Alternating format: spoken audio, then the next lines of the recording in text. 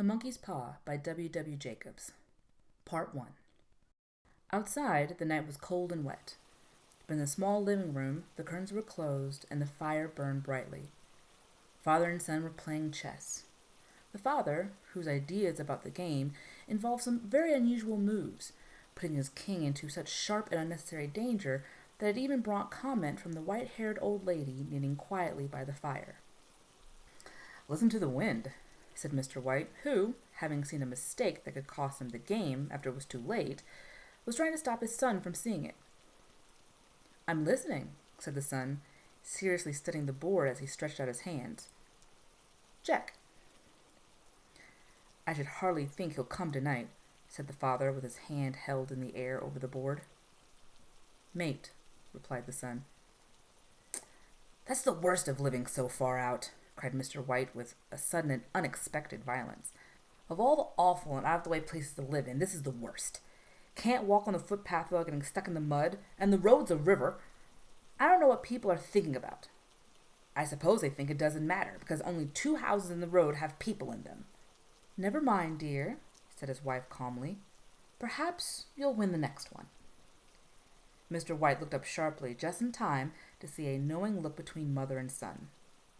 The words died away on his lips, and he hid a guilty smile in his thin gray beard. "There he is," said Herbert White, as the gate banged shut loudly, and heavy footsteps came toward the door. The old man rose quickly, and opening the door, was heard telling the new arrival how sorry he was for his recent loss. The new arrival talked about his sadness, so that Mrs. White said, "Tut, tut," and coughed gently as her husband entered the room, followed by a tall, heavy-built, strong-looking man, whose skin had a healthy reddish color associated with outdoor life, and whose eyes showed that he can be a very dangerous enemy. "Sergeant Major Morris," he said, introducing him to his wife and son Herbert. The sergeant major shook hands, and taking the offered seat by the fire, watched with satisfaction as Mr. White got out whiskey and glasses. After the 3rd glass, his eyes got brighter and he began to talk. The little family circle listened with growing interest to this visitor from distant parts, as he squared his broad shoulders in the chair and spoke of wild scenes and brave acts, of wars and strange peoples. 21 years of it," said Mr. White, looking at his wife and son. "When he went away, he was a thin young man. Now look at him." "He doesn't look like he's taken much harm," said Mrs. White politely. "I like to go to India myself," said the old man, "just to look around a bit, you know." "Better where you are," said the sergeant major, shaking his head. He put down the empty glass, and sighing softly, shook it again.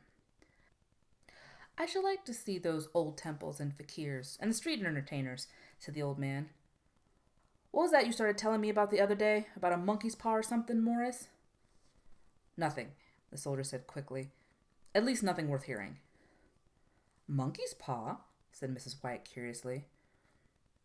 "Well, it's just a bit of what you might call magic, perhaps," said the sergeant major, without first stopping to think.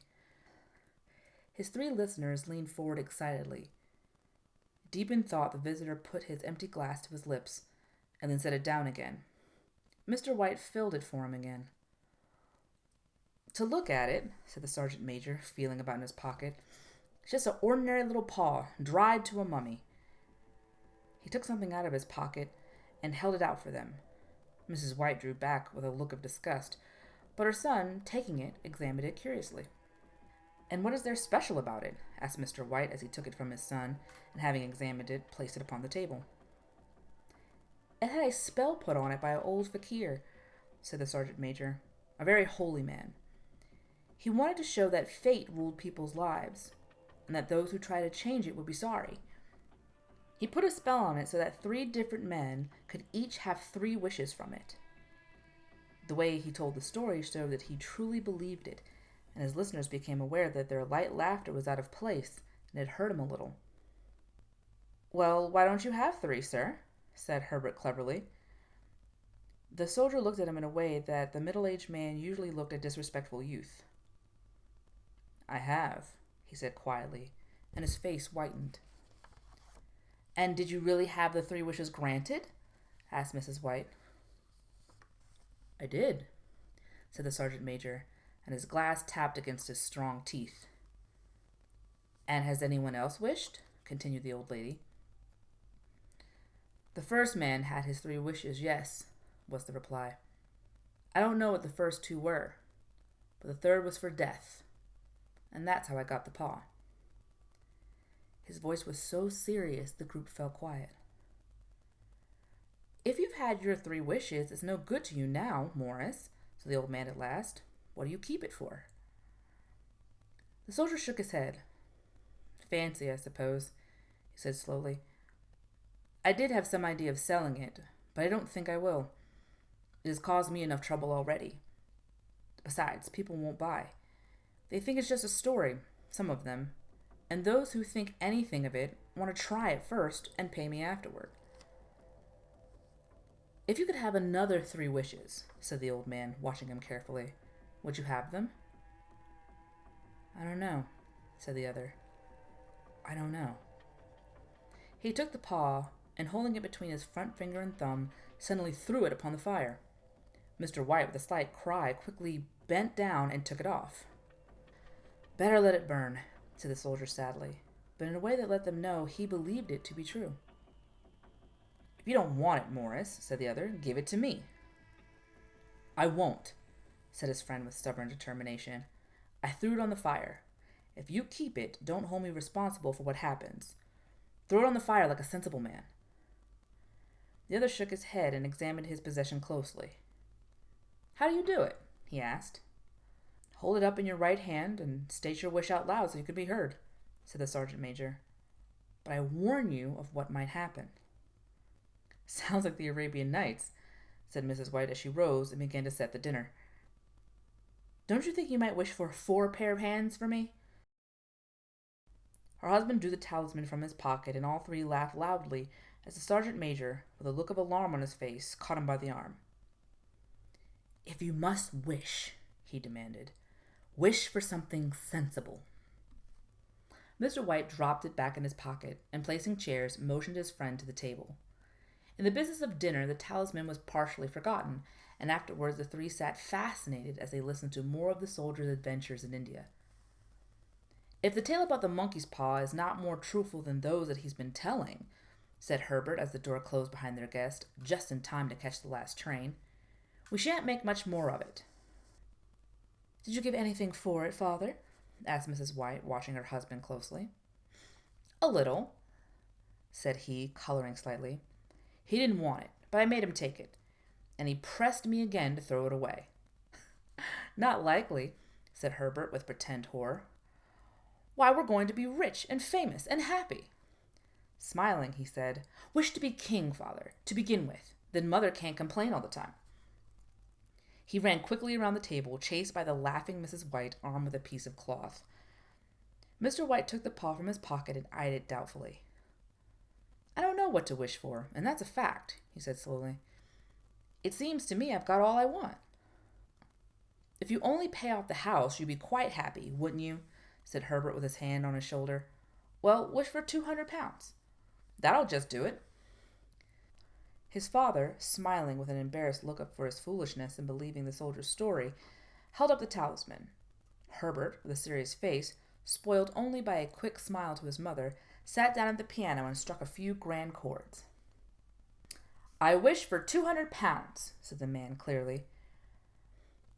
A fine crash from the piano greeted his words, broken by a frightened cry from the old man. His wife and son ran to him. It moved, he cried with a look of horror at the object as it lay on the floor. As I wished, it twisted in my hand like a snake. Well, I don't see any money, said his son as he picked it up and placed it on the table. And I bet I never shall. It must have been your imagination, father, said his wife, regarding him worriedly. He shook his head. Never mind, though, there's no harm done, but it gave me a shock all the same. They sat down by the fire again while the 2 men finished their pipes. Outside, the wind was higher than ever, and the old man jumped nervously at the sound of a door banging upstairs. An unusual and depressing silence settled on all 3, which lasted until the old couple got up to go to bed. I expect you'll find the cash tied up in a big bag in the middle of your bed, said Herbert as he wished them good night. and something horrible sitting on top of your wardrobe, watching you as you pocket your ill-gotten money. Herbert, who normally had a playful nature, didn't like to take things too seriously. Sat alone in the darkness, looking into the dying fire, he saw faces in it. The last one so horrible and so monkey-like that he stared at it in amazement. It became so clear that with a nervous laugh, he felt on the table for a glass containing some water to throw over it. His hand found the monkey's paw. With a little shake of his body, he wiped his hand on his coat and went up to bed. In the brightness of the wintry sun next morning, as it streamed over the breakfast table, he laughed at his fears. The room felt as it always had, and there was an air of health and happiness which was not there the previous night. The dirty, dried-up little paw was thrown on the cabinet with a carelessness which indicated no great belief in what good it could do. "I suppose all old soldiers are the same," said Mrs. White. "The idea of our listening to such nonsense! How could wishes be granted in these days? And if they could, how could 200 pounds hurt you, father?" "Might drop on his head from the sky," said Herbert. "Morris said the things happened so naturally," said his father, "that you might, if you so wished, not see the relationship." "Well, don't break into the money before I come back," said Herbert as he rose from the table to go to work. "I'm afraid I'll turn you into a mean, greedy old man, and we shall have to tell everyone that we don't know you." His mother laughed and followed him to the door, watching him go down to the road and returning to the breakfast table. She felt very happy at the expense of her husband's readiness to believe such stories. All of which did not prevent her from hurrying to the door at the postman's knock, nor when she found the post brought only a bill talking about how sergeant majors can develop bad drinking habits after they leave the army. "Herbert will have some more of his funny remarks, I expect, when he comes home," she said as they sat at dinner. "I know," said Mr. White, pouring himself out a beer. "But for all that, the thing moved in my hand. That I'll swear to." "You thought it did," said the old lady, trying to calm him. "I say it did," replied the other. "There's no thought about it. I had... What's the matter?" His wife made no reply. She was watching the mysterious movements of a man outside, who, looking in an undecided fashion at the house, appeared to be trying to make up his mind to enter. In mental connection with the 200 pounds, she noticed that the stranger was well dressed and wore a silk hat of shiny newness. 3 times he stopped briefly at the gate and then walked on again. The 4th time he stood with his hand upon it, and then with a sudden firmness of mind pushed it open and walked up the path.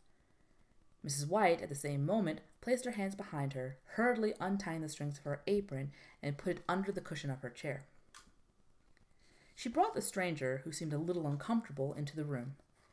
He looked at her in a way that there was something about his purpose that he wanted to keep secret, and seemed to be thinking of something else as the old lady said she was sorry for the appearance of the room and her husband's coat, which he usually wore into the garden.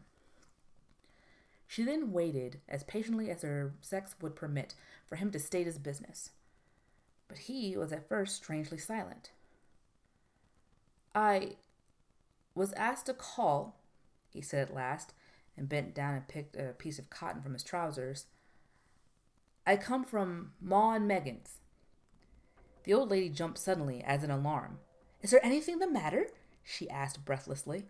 "Has anything happened to Herbert? What is it? What is it?" Her husband spoke before he could answer. There, mother," he said hurriedly. "Sit down and don't jump to a conclusion. You've not brought bad news, I'm sure, sir." He eyed the other, expecting that it was bad news, but hoping he was wrong. "I'm sorry," began the visitor. "Is he hurt?" demanded the mother wildly. The visitor lowered and raised his head once in agreement. "Badly hurt," he said quietly, "but he's not in any pain." "Oh, thank God," said the old woman, pressing her hands tightly together. "Thank God for that. She broke off as the tragic meaning of the part about him not being in pain came to her. The man had turned his head slightly so as not to look directly at her, but she saw the awful truth in his face.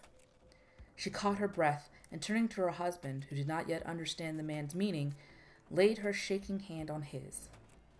There was a long silence. "He was caught in the machinery," said the visitor at length in a low voice. "Caught in the machinery," repeated Mr. White, too shocked to think clearly. Yes.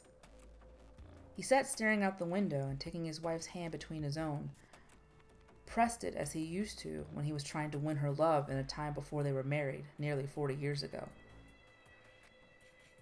He was the only one left to us, he said, turning gently to the visitor. It is hard. The other coughed and, rising, walked slowly to the window. The firm wished me to pass on their great sadness about your loss, he said without looking around. I ask that you please understand that I'm only their servant and simply do what they tell me to do. There was no reply. The woman's face was white, her eyes staring, and her breath unheard. On the husband's face was a look such as his friend, the sergeant major, might have carried into his first battle. I was to say that Ma and Meggins accept no responsibility, continued the other, but although they don't believe that they have a legal requirement to make a payment to you for your loss, in view of your son's service, they wish to present you with a certain sum. Mr. White dropped his wife's hand and, rising to his feet, stared with a look of horror at his visitor. His dry lips shaped the words. How much? 200 pounds, was the answer. Without hearing his wife scream, the old man smiled weakly, put out his hands like a blind man, and fell, a senseless mass, to the floor. Part 3. In the huge new cemetery, some 2 miles away, the old people buried their dead and came back to the house, which was now full of shadows and silence. It was all over so quickly that at first they could hardly realize it, and remained in a state of waiting for something else to happen, something else which would lighten this load, too heavy for old hearts to bear. But the days passed, and they realized that they had to accept the situation, the hopeless acceptance of the old. Sometimes they hardly said a word to each other, for now they had nothing to talk about, and their days were long to tiredness. It was about a week after that the old man, waking suddenly in the night, stretched out his hand and found himself alone. The room was in darkness, and he could hear the sound of his wife crying quietly at the window. He raised himself in bed and listened. Come back, he said tenderly. You will be cold. It's colder for my son, said the old woman, who began crying again. The sounds of crying died away on his ears. The bed was warm, and his eyes heavy with sleep. He slept lightly at first, and then was fully asleep, until a wild cry from his wife woke him up with a start. The paw! She cried wildly. The monkey's paw! He started up in alarm. Where? Where is it? What's the matter? She almost fell as she hurried across the room towards him. I want it, she said quietly. You've not destroyed it? It's in the living room, on the shelf above the fireplace, he replied. Why? She cried and laughed together, and bending over, kissed his cheek. I only just thought of it, she said. Why didn't I think of it before? Why didn't you think of it? Think of what? He questioned. The other 2 wishes, she replied quickly. We've only had one. Was that not enough? He demanded angrily. No, she cried excitedly. We'll have one more. Go down and get it quickly, and wish our boy alive again. The man sat up in bed and threw the blankets from his shaking legs. Good God, are you mad? He cried, struck with horror. Get it, she said, breathing quickly. Get it quickly and wish. My boy, oh my boy. Her husband struck a match and lit a candle. Get back to bed, he said, his voice shaking. You don't know what you're saying. We had the first wish granted, said the old woman desperately. Why not the second? A coincidence, said the man. Go get it and wish, cried his wife, shaking with excitement. The old man turned and looked at her, and his voice shook. He's been dead for 10 days, and besides, I wouldn't tell you before, but I could only recognize him by his clothing. If he was so terrible for you to see then, how now? Bring him back, cried the old woman, and pulled him towards the door. Do you think I fear the child I have nursed?" He went down in the darkness and felt his way to the living room, and then to the fireplace. The talisman was in its place on the shelf. Then a horrible fear came over him, that the unspoken wish might bring the broken body of his son before him, before he could escape from the room. He caught his breath as he found that he had lost the direction of the door. His forehead cold with sweat, he felt his way round the table and along the walls until he found himself at the bottom of the stairs, with the evil thing in his hand. Even his wife's face seemed changed as he entered the room. It was white and expectant, and to his fears seemed to have an unnatural look upon it. He was afraid of her. "Wish," she cried in a strong voice. "It is foolish and wicked," he said weakly. "Wish," repeated his wife. He raised his hand. "I wish my son alive again." The talisman fell to the floor, and he looked at it fearfully. Then he sank into a chair, and the old woman with burning eyes walked to the window and opened the curtains. He sat until he could no longer bear the cold, looking up from time to time at the figure of his wife, staring at through the window. The candle, which had almost burned to the bottom, was throwing moving shadows around the room.